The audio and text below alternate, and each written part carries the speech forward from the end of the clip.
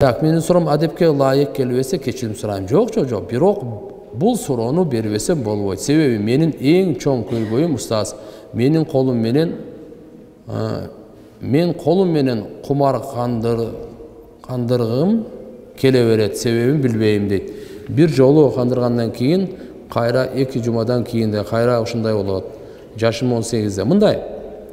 Бул өтө чоң күнөө туугандар.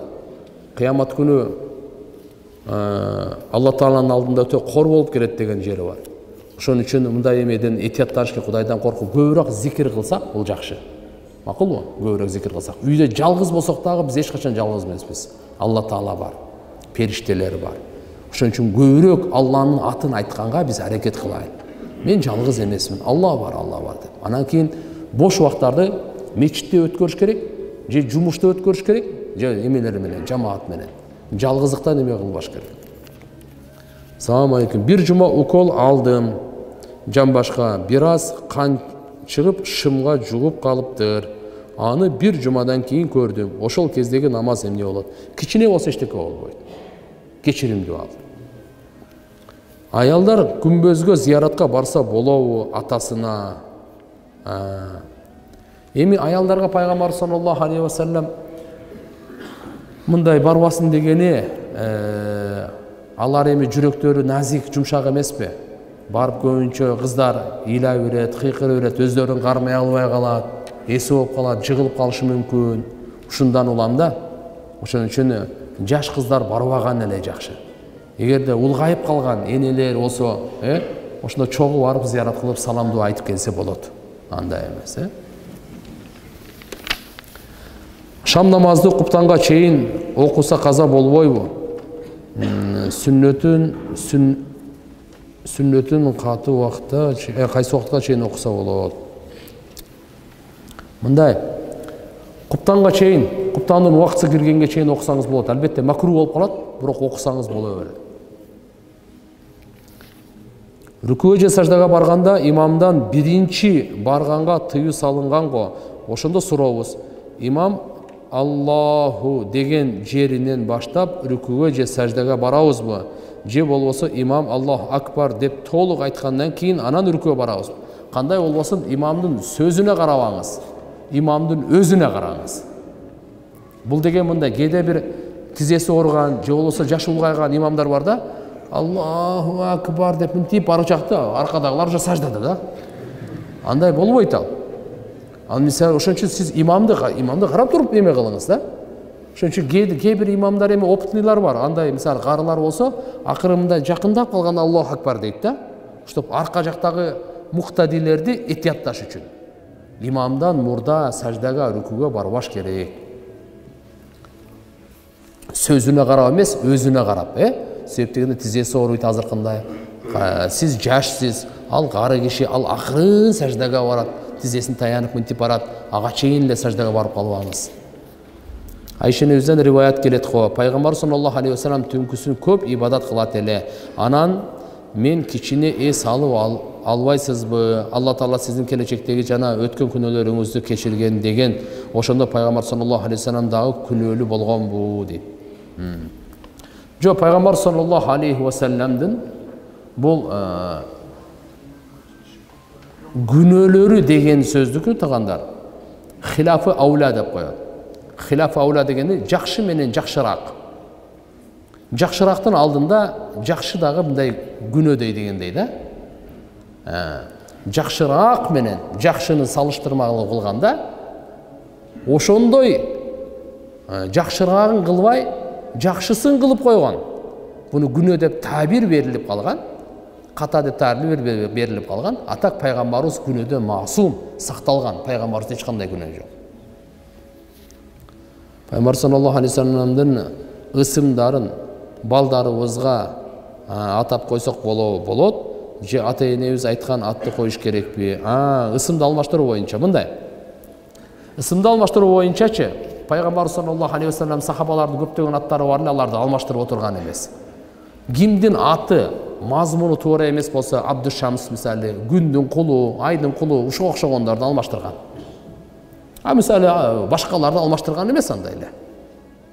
макулбу? Башкаларды алмаштырган эмес. Дагы атыңыз мисалы Бакыт, Талант деген ушундай аттар бар бизде, Сүйүнбек деген жакшы аттар. Эчтеке эмес, буларды алмаштырып эмне кыласыз? Көмүрбек, алмаштырып коюңуз. Союзбек, мисалы да эми. Чычканбай, мындайларды алмаштырып эле коюш керек. Ушундай аттар бар да, мисалычы, Итибай, Күчүбай мурда көп болчу эми. Азыр Кудайга шүгүр булар деле азайып калды. Ушундай аттарды мисалы алмаштырам десе алмаштырып койсо болот. Атак Жыргалбек деген жакшы аттар бар бизде деле. Анын кереги жок алмаштырган. Багымдат намазынан кийин уктаса болот. Эми жакшысы күн чыккандан кийин деп айтылат эми. Бирок бир адам тахажжудка турган болсо, тахажжудтан бери уктай элек, күн чыкканга чейин дагы кой деп бир аз эс алып анан жумушка чыгам деши мүмкүн. Уктаса болот эч. Кандай колбаса жесек болот? Барына эле адал, мусулманский деп жазып коюптур. Фаберликте иштеген адалбы. Мындай кылыңыздар, ошол муфтиятка кайрылыңыздар, ошолор дагы айтып берет. Ал жерде катталып, алар көзөмөлдөп алган жери бар да, адал комитетинен, Так, чоң атам өлүм астында түш көргөн. Түшүндө бир адам өрүкзар бактын ичинен пышып турган өрүктөн ооз тийиңиз деп өтүнгөн экен. Жебейим деп жооп кайтарганда пайгамбардын өрүгү деп айткан экен. Ошондон ооз тийип, ширим даамын айтып каза болду. Бу түш кандай белги деп. Пайгамбардын аты аталган болсо жакшы. Мүмкүн бейишти мөмөлөрүнөндүр пайгамбар саллаллаху алейхи вассалам. Жакшы түш. Кыз кишиге даават айтса боло береби? Жумушта чогуу иштеген, жакшы эмес туугандар. Ага китеп берип коюңуз. Же болбосо өзүңүздүн аялыңыз же эжеңиз чогуу болсо айтсаңыз мейли. Же болбосо парданын аркасынан. Түш жооруган аалым бар Кыргызстанда. Муфтиятка барсаңыз, фатва бөлүмүндө. Вак болду. Ал акыркы бирөөсү калып айтып коеюн, карап коелу. Азыр кээ бир жай намаздарда жазуусу менен чыгып жатат. Намазыңыз кабыл болсун деп, ошол жөнүндө толугураак маалымат берип койсо аласызбы? Однотонный жай намазга өтүш керек туугандар. Однотонный бар го. Азыркылар кээде Кабанын сүрөтү бар. Кээ бир жерде оймолор, оюңузду тияк бияка алып кеткен жерлери бар.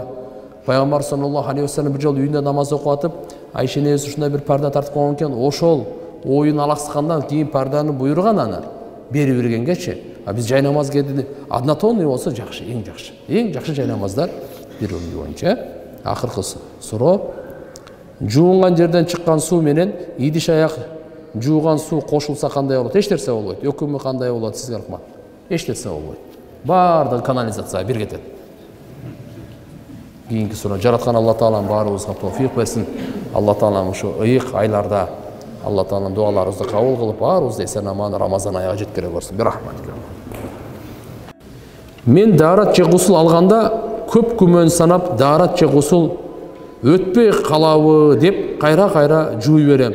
Ушул адатты кантип жок кылам? Бул васваса деп коет. Васваса жаман да? Жок, бул ушундай неме бар. Бир алдыңызбы, жакшыраак ышкаладыңызбы? Намазга келейин деп же бүткөндө ушул жер кургак болуп калса керек дейт да ол. Анан кайра барып алат бул. Ал жер бүткөсө, жок, сол жак мындай болуп калды. Дагы кайра алат. Бир алым мындай деген да. Даарат алып тур. Эми келсе, мына жерин кургак болгон. Бар дагы алдым дейт. Келсем дагы эле башка жагына өттү дейт да. Бүгүн ушу дааратсыз эле окуйм мен. Не болсо ошо болду окуйм. Ошол ойдон баягы азгырыгы токтоду дейт да. Болбосо бул жер азыр мына бул кыйналып атат да бул. Мен билем мунучу. Даарат алат, жарым саат алат. Гусул кылганда да ушунча кичине кургак болуп калды окшойт. Тиги белди мына жерде же болсо дагы ушинтип эле кыйнай берет. Бир жакшы самынап жуундуңузбу? Андан кийин айтса, эмне болсоң ошо бол. Ушу менен окуйм деп окуп салыңыз болот. Андай жеңбесеңиз жеңе албайсыз буну. Тааныш туугандар карызга акча бербесе, пайызга акча алса болобу? Пайызга акча алса болбойт. Багымдат пешим намазын сүннөт фарыздан кийин окуса болобу? Жок. Багымдат намазды эгерде жамаат менен окуп ала турган болсоңузчу, андан кийин сүннөтү окулбайт. Пешимдики боло турган болсо, жамаат менен окугандан кийин 2 рекет сүннөтү бар го, аны окуйсуз. Алдын 4 рекет сүннөтүн окубай калдыңыз го, ошону дагы окуйсуз. Багымдат менен пешимдин айырмасы бар.